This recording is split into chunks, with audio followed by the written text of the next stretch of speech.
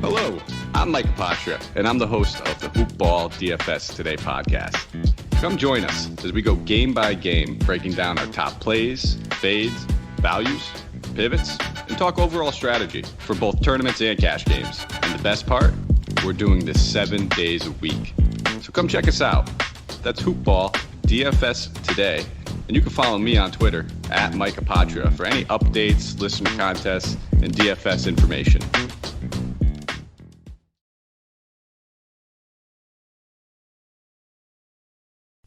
The following is a Hoopball presentation.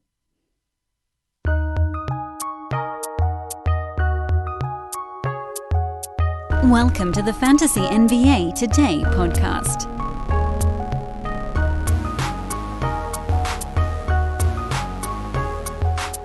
I had grand plans of taking today's podcast and deep diving into the results of my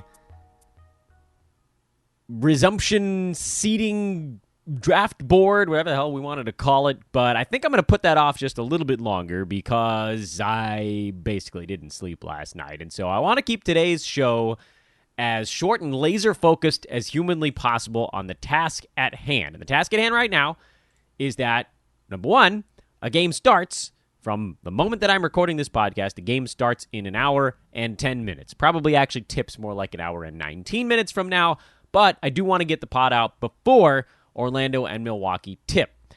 I want to talk a bit about what happened on Monday, daytime, midday, afternoon, early evening, and into the night, which, by the way, this is awesome. Basketball continues every moment of every day, and that is exciting. We also have some advertisements we're going to talk about on today's show, and one of them is a very easy one to do because it's going to tie into a lot of what we're talking about. But I also wanted to go back through and come up with the right way to dissect our resumption results because things are pretty weird, and I don't know that we can really take massive credit or even kick ourselves for all of the hits and misses because some of them are so far out of left field and certain things happened that threw it off the board. And, we're going to go through and we're going to try to figure out which ones were sort of big or little deals and if it changed our opinion on guys. But I almost feel like we should hold off on that until fantasy comes back into the forefront. Like, why are we going to jam that in right now while the playoffs are going? And we can talk about that. And we can actually kind of take a mental break from fantasy basketball. If you got a playoff league going, you're in it now. It started. There's nothing we can do about it. There are no adds and drops in fantasy playoff leagues. So we're just in it. Let's just enjoy the playoffs. Let's bet them. Let's win money. Yesterday, live in-game betting was incredibly juicy, and I have to believe that it's going to stick that way basically throughout the postseason. I believe that to be the case because I believe that when games truly matter, you're able to better figure out how in-game things are going to impact the way the rest of that one plays out. What I mean by that is, and I know I haven't even introduced the podcast yet, but what I mean by that is that when you have two teams that both care, each team cares about the outcome of a basketball game, no one's throwing in the towel, at least not in game one of a series. I mean, let's say we get to game 4 and just building off of what happened yesterday, let's say we get to game 4 and Toronto's up 3-0 in the series and they go up by 25 points on Brooklyn again. If this is game 4, Brooklyn's on the verge of being swept, Toronto's going to know at that point, look, we keep our foot on the gas for another 5 minutes. This game is done. Whereas yesterday, you knew that when Brooklyn went down a bunch, they were going to come up with a run at some point. It was game 1. It wasn't step on their throat moment of the series where Toronto was going to be like, all right, let's end this now. That was an opportunity in that third quarter for Toronto to go, we're cruising, man. And then human nature takes over. Toronto lightens up on the gas. Brooklyn makes their push. You knew it was coming because both teams cared. If it was a regular season game with those same rosters, there's a very real chance that Brooklyn would have just been like, pack it in. We got another one in 2 days. Pack it in. We're going to make the playoffs because the rest of these teams stink. But they're in the playoffs now. There's no packing it in. Whatever shot you got, you take it. You got a 2% chance of winning that ball game. You got to roll the dice. You got a day off. Collect yourself. Come back in the next one with a full plate of energy. You're not saving for anything. In-game betting is harder during the regular season because teams are saving themselves for stuff. I'm not talking about, everybody out there is going to hear my phrasing on that, calling saving themselves. I'm just talking about energy level. It's why when we bet the NBA during the regular season, we're largely hunting motivational angles. Angles where one team might give 95%, where on most nights, most teams are giving you about 85%. They're lollygagging a little bit. They can't go 100% every single moment, or they will crash and burn. They will be injured by December. But they can in the playoffs, and so you're getting this equal level of motivation. And when both teams care, there are going to be in-game runs. It's just the way it works. The defense starts to click on one side. They force a few misses. They get a few makes. When you make a bucket, you force the opponent to take it out from under the hoop instead of getting out and running. You can reset your defense. You're going to score 4 or 5 times in a row. It happens in every single basketball game. Every single game. I mean, we're talking very close to 100% of basketball games. There are 8-0 runs. Almost every single game, I think, has an 8-0 run or bigger. I'd be floored if a game had, and if there is a game that's lower than that, fine, then we don't bet that one in-game. But, every game, this happens. Now, I'm going to talk a little bit more about in-game wagering in a minute. I do want to introduce the podcast. This is Fantasy NBA Today. We're going to be talking more about actual basketball and betting during the playoffs. But as fantasy things pop up, we will, of course, cover those. We're a fantasy show at our core. It's just not sort of at the forefront right now.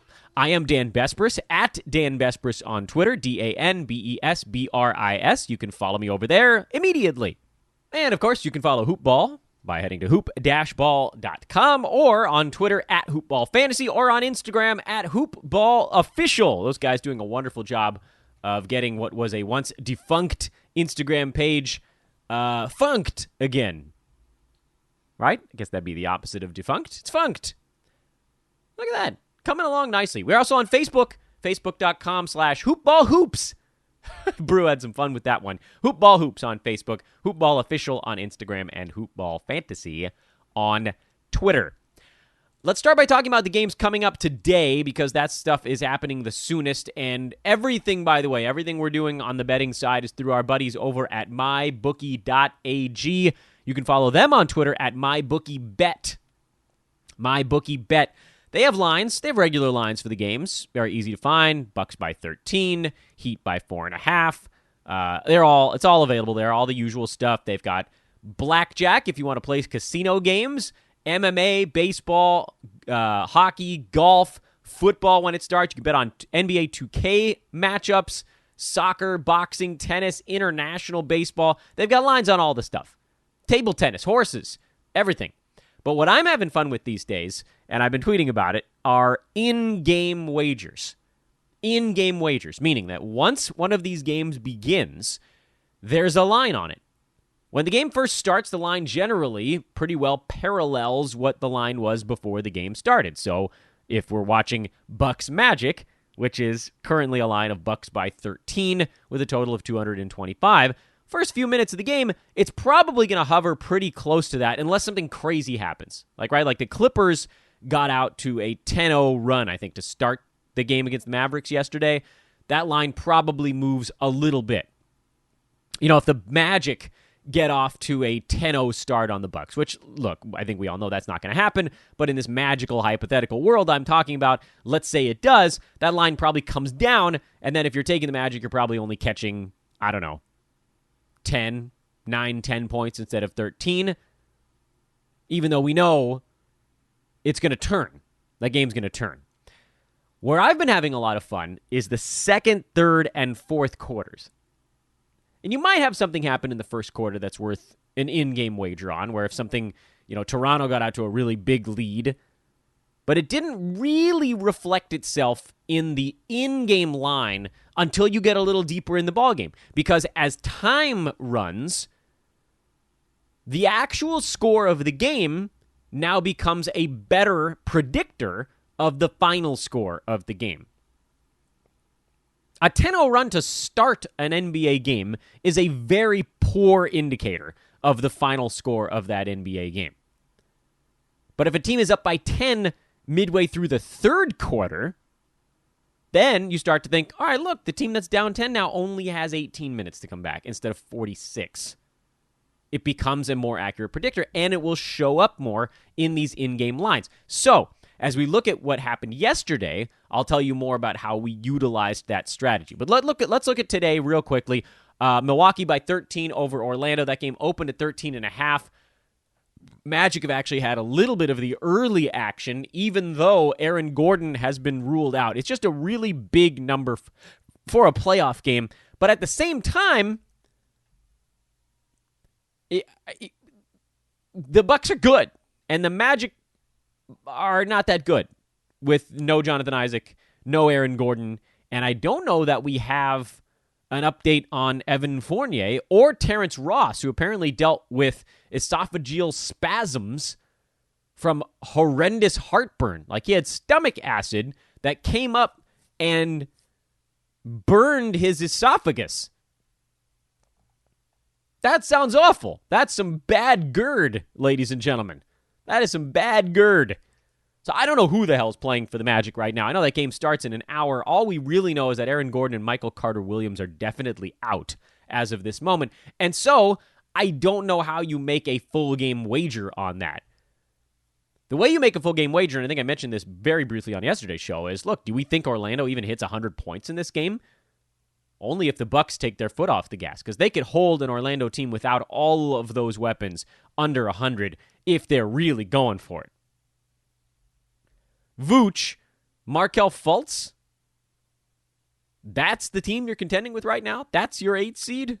Yikes. So no, I'm not going to make a full game wager on this one, but I am going to be watching it on an in-game basis. Let's say the Bucks go up by 25 early in the ballgame. You're probably going to see a big line on the Orlando side. You'll probably see an Orlando plus 22, 23 points. And at some point you have to say, when does pride take over? Maybe Orlando gets off to a quick run. Maybe this game is tied midway through the second quarter, and the line comes down a little bit, where it becomes now Milwaukee by 9 instead of 13. Not because they're not expected to win a game that's tied in the second quarter, but because at that point you're halfway almost through the game, and the Bucks haven't really opened it up yet. So you're like, look, do I think they can open up their 10-point lead in the second half alone? I don't think it's going to get to that point. If I predict how this game goes, I think the teams trade buckets a little bit for a minute or two. I think Milwaukee actually opens up an okay lead by really as early as the end of the first quarter. I don't know if it'll be huge. By the way, you can bet quarters. Bucks are a 5-point first quarter favorite, which I think tells you all you need to know. They're only a 3-point second quarter favorite. So it's expected to be pretty Milwaukee-leaning just even by a few minutes into the ballgame. They're going to be locked in early, you know? That's not a horrible wager. Bucks by 5 in the first quarter. Just expect them to come in and kind of stomp on a Magic team that doesn't have their usual weapons. So that's something to keep an eye on. But still, I think looking at the in-game stuff is more fun for this particular ball game. Game 2 on the docket today, which starts in about 3.5 hours instead of 1. Miami, a 4.5-point favorite against the Indiana Pacers. This line is getting a lot of action on Miami. Everybody loves Miami right now, and I'm not fully into it. I'm not as into it as everybody else is that I'm seeing across really a lot of really sharp people like Miami, and they're probably the better team. But Indiana's not bad. The Domantas Sabonis thing makes a difference. That's a big piece that they're missing. That's their inside presence. That's the guy that can, work against Bam Adebayo, at least so that he can only deal with one of the two Indiana bigs. So that is a hamstringing thing. I think these games are going to be tight. So 4.5 points is not a crazy line. A tight ball game, I generally look at the underdog, But anything can happen. And as you see in the end of these playoff games, there's going to be fouling until really every opportunity is exhausted. Until you're down 6 with 4 seconds left, there will be fouling. This is a game to me that I think gets decided on a last-second shot, which also means this is a wonderful game for in-game wagering. Oh, this is a wonderful one. This one has bet my in-game number written all over me. By the way, the total is 215, excuse me. And honestly, I could see that thing going over, but I'm not touching that one either. Here's what I'm looking at for this ball game. There will be 8 and 10-0 runs blended into this one. That probably lead to one team taking a timeout. Maybe like a 12-2 run or something like that. I don't know when they're going to happen. It might be right out of the chute. It might be the second, third quarter. It probably won't be the fourth. And if it is, it's generally too late to make an in-game wager anyway. But let's say we're like at the 4-minute mark of the second quarter, and the Pacers are up by 2, and then all of a sudden, the Heat rattle off a 12-2 run, and they're up by 8. That's probably going to put the line pretty close to what it is right now, Miami by 4.5. What if it flips back the other way? What if in the middle of the third quarter, Indiana goes on a spurt and they go up by 4 or 5? You're probably going to see a line of close to a pick'em at that point. So if you liked Miami, I think there will be a point at this game where you can get on the Heat at a number lower than 4.5. This is how you have to think this stuff through in advance. The Heat are favored by 4.5 points. As you look at the line, you got to say, is there a point in this game where I think Indiana is leading with basically after halftime? Does Indiana hold a lead at any point after halftime? I think the answer to that question is yes. I think they do. And so with that in mind, I think you have a couple ways you could play this thing. You could actually take the Pacers plus 4.5 right now if you wanted to. And then if you got to that point where Miami was about a pick'em or maybe even like a 1-point underdog, if the Pacers are leading by a couple, you could try to middle it. That's what I've been working on here. If you can set up a middle of generally 5 or more points, that's not a bad wager to make. You're betting $1 to win 20 on a game where the line's probably going to be pretty good. The other way you play this is, if you think Miami gets off to a better start, you might see this line actually move up from 4.5 at some point. If Miami leads by 7 or 8 or 9 in the second quarter, you might be able to get Pacers at plus 6.5 if you still think they're going to make their little 10-0 run and make it basically a tie ball game. The teams will go on runs. These two teams are way too evenly matched to just trade buckets an entire game, and way too evenly matched for one of them to just blow out the other when they both have playoff experience. Miami has some. Jimmy Butler has a lot. Miami as a team doesn't have a ton, but they have some. Pacers actually have a decent amount over the last couple of years. They've been good lately. They took LeBron as far as he could go a few years back, as you may recall. Yes, the Domantas Sabonis thing is a bummer. It is. It's a bummer. They're probably going to lose the series. Although, maybe I'll go contrarian here and say the Pacers win this series in 6 or 7 games. I don't think the Heat are that loaded. They've got a good they've got a good build. They've got a good leader. They've got a very good defensive center who can do a lot of things. They have a lot of floor spacing, versatility, so they'll probably win the series. But look, who cares about the series right now? We've got this individual game.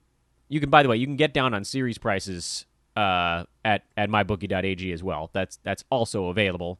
If you're feeling like getting randy, they've got series prices. What the hell's the price on this series right now? Heat are a minus 330. So if you think the Pacers have any chance to win it, not a bad time to do so. If you think the Heat win this ball game and the Pacers still could win the series, you wait and you get on them afterwards. Probably should have talked about this a little bit more on yesterday's show. The other series prices today, the Rockets are minus 160, favorite Thunder plus 135, Lakers minus 570, Blazers plus 420. There are ways to middle series prices as well. Basically, if you can get these things to shift far enough in one direction, generally you kind of need like 2 series price moves to create a good middle. Meaning, let's take the Pacers-Heat series, for instance. If you think the Heat win this first game, you let that happen, you let it roll into game 2, the price on the Pacers probably goes up to about plus 300 or plus 315, something like that, where you could now bet $10 to win roughly $31 to $32. If you think the Pacers then win a game or 2 games, and heaven forbid even take a lead in this series, you get back to that point where the Heat are now close to, say, maybe a pick'em or very slight underdog. You just grab them both. You just grab them both at different amounts, different betting sizes, where you could put 10 on the Pacers to win 31, and if you get it roughly a pick'em on the Heat, you could play 20 to win 20. So if the Heat win, you win a $20 bet, you lose your $10 bet on the Pacers. If the Pacers win, you win your $30 bet, and you lose your $20 bet on the Heat. Either way, you end up making $10. So there's ways to create these middling opportunities if you think they will present themselves.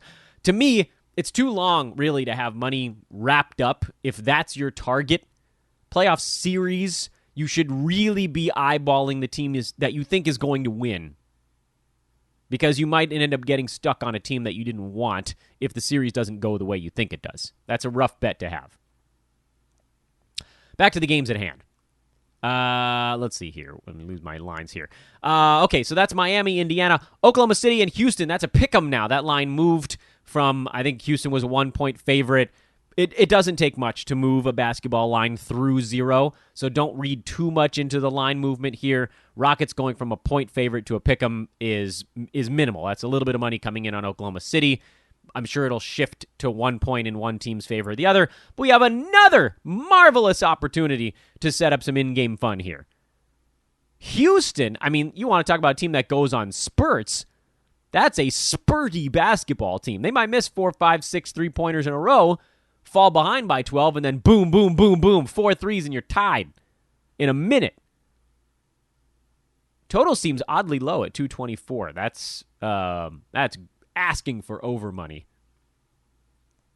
There's going to be a lot of James Harden walking it up the floor and initiating the offense himself. I know Houston takes a lot of threes and generally plays at a pretty good clip, but without Russ, that slows them down considerably. All Harden. And he ain't going to be running on every play if he's going to be starting every single offensive set for the entire ball game.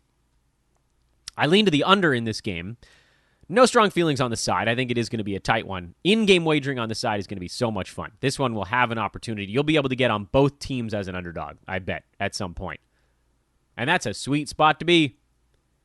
Because if you do that on the money line, if you can get underdog odds on the money line, then you don't even care who wins the ball game.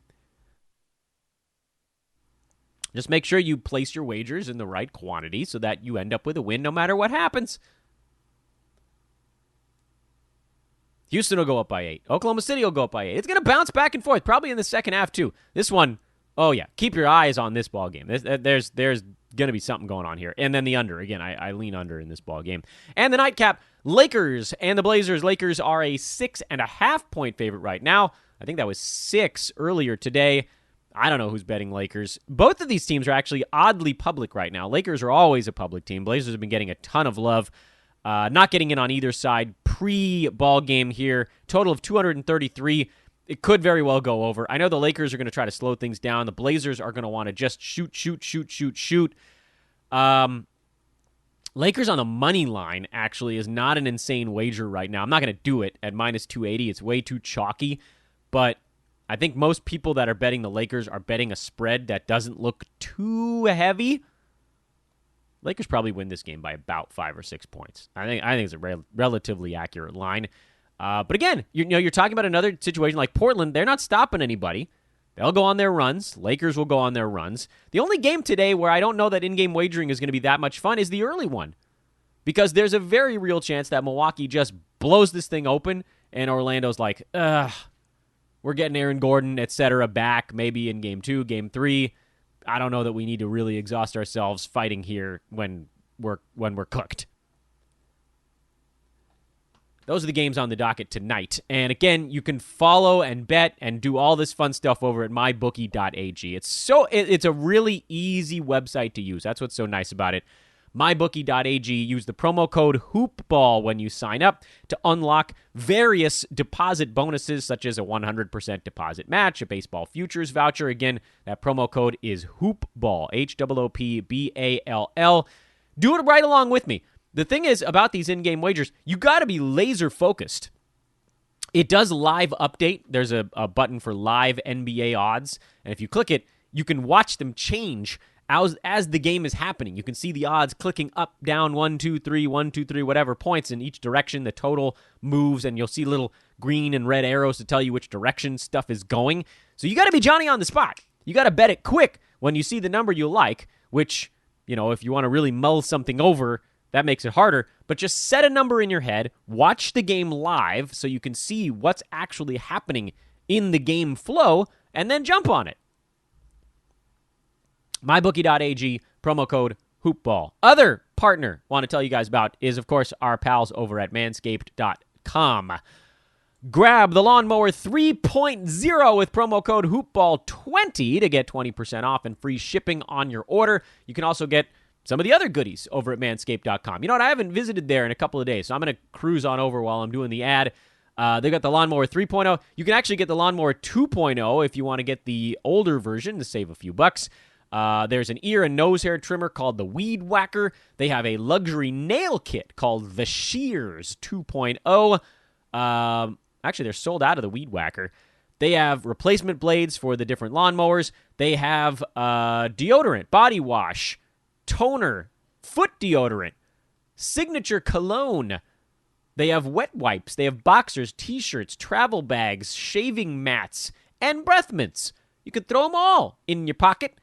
Hoopball 20% off, free shipping, and all this good stuff. I got to tell you, I've used the lawnmower. It's an excellent product. I haven't used the Lawnmower 3.0. I want to get myself one of those. I still need to get myself one of those. I have the 2.0 from a previous partnership with Manscaped, and it's excellent. And so if they upgraded that, well, then it's going to be triply excellent. So definitely check that out. Get yourself one of those, and those are our two partners. Quickly here. Here's what happened yesterday. And we don't need to spend a ton of time on this, but, we're a basketball show too, so, I'm not going to dodge it all together. Denver beat Utah in overtime, and Denver backers were rescued by the extra period because this one was right down to the wire. A Donovan Mitchell, Jamal Murray shoot-off in the fourth quarter, or shootout, I guess. Joe Ingles was very good. Rudy Gobert was decent. Jordan Clarkson was useful at times, and other times he was brutal. Royce O'Neal did a really nice job rebounding in this game, but he didn't do much on the offensive side. And then for Denver, they're still not really guarding anybody. Jamal Murray had 36, Jokic 29 and 10, Jeremy Grant had 19, one of my favorite snags for next year because Paul Millsap actually played 29 minutes in this game, but Michael Porter Jr. didn't play that well. So a lot of his minutes went to Grant, and they went small. I love Jeremy Grant for next season. I don't know how he ended up with 0 rebounds. That's unacceptable. But, as Denver loses bodies to the offseason, he slots right in nicely. It doesn't matter from a fantasy standpoint here. From the reality standpoint, Denver could use Will Barton and Gary Harris because, again, they're not stopping anyone. Donovan Mitchell, 57, 9, and 7, 33 shots. He went 13 to 13 at the foul line, 6 3-pointers. This is like, if Denver's squeaking by Utah, they're in real trouble. But they got game one. I wonder if this either knocked... this honestly, I don't know. Did this game knock Utah on their heels, or did it give Utah the feeling, hey, look, we can win these games? Denver's a 4-point favorite in their rematch, game 2 tomorrow, and that's probably a relatively accurate line. Does Denver start to guard anyone? It's the real question. Toronto beat the daylights out of Brooklyn. This was a fun middling opportunity because when Brooklyn went down by 26, I took them at plus 24.5. They went on a run to cut it to 9, and I took Toronto at minus 11.5, and I had a 13-point middle in the same ball game. The actual difference in the game swung by 17, and I was able to capitalize on 13 of those because it happened between late in the second quarter and late in the third.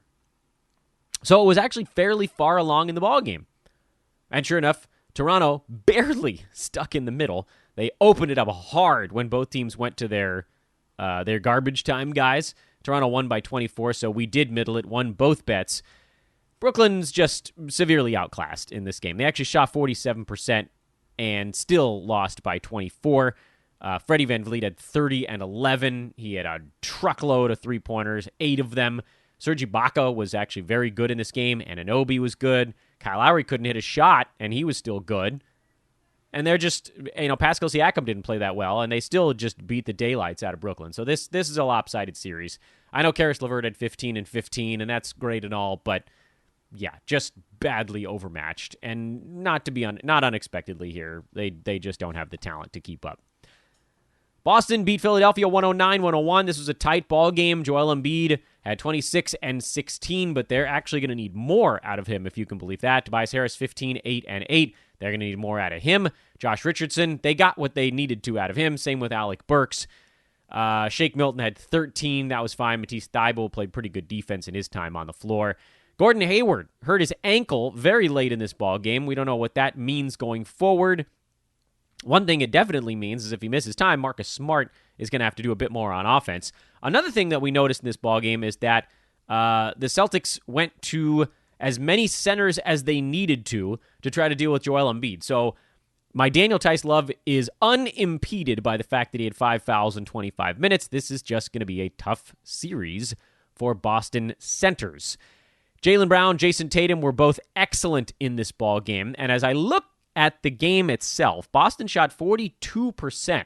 So Philly actually did a really good job on everybody else besides Brown and Tatum. I think this is going to be a tight series. I think we're going to have opportunities to middle this game as well. I'm actually pretty upset. I'm pretty upset about a couple of things that happened yesterday. Number one, there was a moment during the Utah-Denver game when the Jazz were up 4, I think, with about 5 or 6 minutes to go. And I tried to grab Denver at plus 120 as an underdog, and it didn't go through. I would have won $12. I know it's a small bet. I'm not doing a ton of these in-game stuff, but a little bit irritated that one, apparently I didn't click it fast enough. And then Boston-Philly, I got in on this game when Philly was a plus 260 underdog, and there was a brief, fleeting moment right as I had to walk out the door here at home when Boston was a plus 105 underdog. So there was a moment where both teams were underdogs, and I wasn't at my computer fast enough to grab it, or I could have guaranteed at least a victory of some small kind on that game. And then the last game I wasn't at my computer for, so I didn't have a chance to do any betting. But Luka Doncic, 42, 7, and 9. Kristaps Porzingis ejected early in this game due to a little scuffle. Seth Curry, Tim Hardaway Jr. did what they could to keep Dallas in it with Luka, but they're going to need their other superstar because Kawhi Leonard, Paul George, both very good. Marcus Morris was oddly solid in yesterday's game. Ivica Zubac's doubled. Lou Williams had 14 off the bench. Montrezl Harrell played 15 minutes, and he'll just continue to ramp up. I said I like the Clippers in this game, and they covered by 1.5, but it was a coin flip. So, I don't think you take credit for a win or a loss. There was no right side in that game. Mavs and Clippers were basically locked in a game where the Clippers were up by about the spread. I think they were leading by about 5 for pretty much the entire ball game. And then they won because of some late free throws, and the Mavs didn't hit that last shot of the game. That was it. That's a coin flip. If your game comes down to the losing team hitting a meaningless bucket at the buzzer, that's a coin flip. That means no one had the right side. That means the line was right. You got lucky. We got lucky because we liked the Clippers in that one. Or if you had the Mavs, you got unlucky. That's it. Simple as that. And that's it for now. What we saw yesterday didn't really change my opinion on most of these series. I think Denver beats Utah, and it takes a little while to get there. Toronto's going to steam train right through Brooklyn. Boston's going to beat Philly, but it's going to take a while to get there. And I think Clippers beat Dallas in about 5 games. They might be close, but I don't see how Dallas really gets over that hump more than maybe one time if they get really hot. Clippers are just better and tougher for now. Anything else I wanted to go over today? I'm sure I'm forgetting something. Guess you'll have to follow me on Twitter. Game starts in 36 minutes right now. So let's get the pregame show fired up. Let's have some fun. It's betting time. This is Fantasy NBA and Betting Today. Fantasy Betting NBA Today. Whatever. We also have Today in Sports Betting if you want to hear the guys talk about sports besides just basketball. But look, we're just going to talk about things we see. That's it. I don't have to tell you anything about fantasy unless something pops up. And it will. Something will. By the way, Mike Conley back in the bubble. Has to quarantine for, I believe, 3 days now, or 4 max. They're hoping they can get him in for Game 3 of that series, which, I don't know that it changes the series at all. I feel like more Joe Ingles actually is a really good thing for Utah. Might lean to Denver a little harder. Sorry, Conley, but Utah doesn't know how to use their point guards. We've seen that for a while now. All right, that's the only news of the morning. Have a wonderful Tuesday, everybody. I'll talk to you on the interwebs. This is Fantasy NBA Today Hoopball presentation. Again, let's open up an account together at mybookie.ag. I mean, I've got one, but come open one with me. Let's play along. Let's just put $5, $6, $10, whatever it is on these in-game wagers, and we'll try to middle. The beauty of it is, I know, I'm trying to wrap up the podcast, but the beauty of the middle is you're wagering $1 to win both bets. Right? Because you can't lose both if there's a middle. You can win both. You will always win one. You will always win at least one. Often, you will win one and lose one. But if you can get a big enough berth between your numbers, if you get a middle of 7, 8, 9 points, and you just need to hit that 1 out of every 20 times to break even, 2 out of 20 times, you're positive. I mean, think about that. You need to go 1 and 19, basically, to break even. That's so easy. Yeah, we can do that. So let's do it. Do along with me. MyBookie.ag. Use the promo code HoopBall. Otherwise, what good are you to me? Have a great day. I'm Dan Baspers. We'll talk to you tomorrow.